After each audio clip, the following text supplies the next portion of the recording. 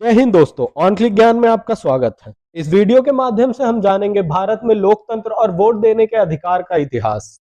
Vote तो शायद हम सभी देते हैं जिनकी उम्र 18 साल से अधिक है, पर क्या आप जानते हैं भारत में वोट देने का अधिकार हजारों साल पहले से लोगों के पास था और भारत की लोकतांत्रिक विरासत बहुत प्राचीन है।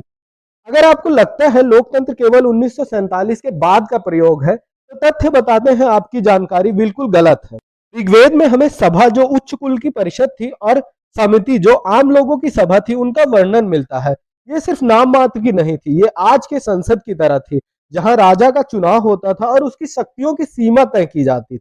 6ठी शताब्दी ईसा पूर्व में मगध जैसे महाजनपदों के बीच लिच्छवी, शाक्य और मल्ल के छोटे छोटे गणराज्य फल फूल रहे थे, जहां शासन वंशानुगत राजा नहीं बल्कि चयनित प्रतिनिधियों की सभा करती थी। यह रिपब्लिकन सिस्टम था जिसे यूनानी यात्रियों ने भी दर्ज किया था। सबसे चौंकाने वाला प्रमाण मिलता है चोल काल के उत्तिरामेरूर शिलालेख से। यहाँ 10वीं शताब्दी में स्थानीय निकायों के लिए चुनाव होते थे, जैसे आज के समय में पंचायती राज्य चुनाव होते हैं। उम्मीदवारों के लिए कठोर योग्यता तय थी, जैसे संपत्ति और ज्ञान। चुनाव के बाद भ्रष्टाचार के लिए कठोर सजा का प्रावधान था, यहाँ तक कि उनकी पीढ़ियों को भी अयोग्य घोषित कर दिया जाता था। जैसे ही मध्यकाल आया, तस्वीर बदली। दिल्ली सल्तनत और फिर मुगल साम्राज्य ने एक अत्यधिक सेंट्रलाइज्ड और निरंकुश व्यवस्था स्थापित की। सुल्तान या बादशाही कानून था, कोई सार्वभौमिक मतदान या निर्वाचित प्रतिनिधि मंडल का सिस्टम केंद्र में मौजूद नहीं था। प्रशासन पूरी तरह से मनसबदारों और दरबारियों पर निर्भर था, लेकिन जमीनी स्तर पर हमारी परंपराएं जिंदा रही। ग्राम पंचायतें गांव की स्थानीय स्वशासन की धुरी बनी रही।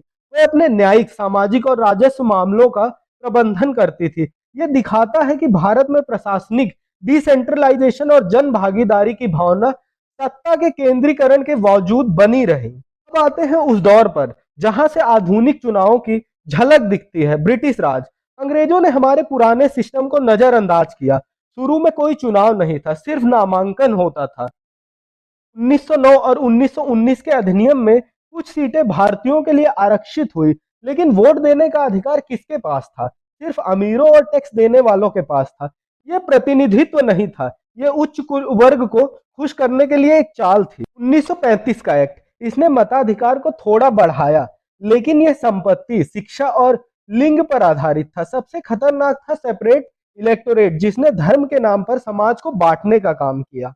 1947 में आता है सबसे बड़ा मोड़, देश की आजादी, जब भारत की साक्षरता दर सिर्फ 20% से भी कम थी। भूखमरी, विभाजन का दर्द और 500 से ज्यादा रियासतों का विलय। इतनी चुनौतियों के बीच क्या कोई राष्ट्र साहस कर सकता था कि वह लोकतंत्र अपनाएगा? हमारे संविधान निर्माताओं ने दुनिया को हैरान कर दिया।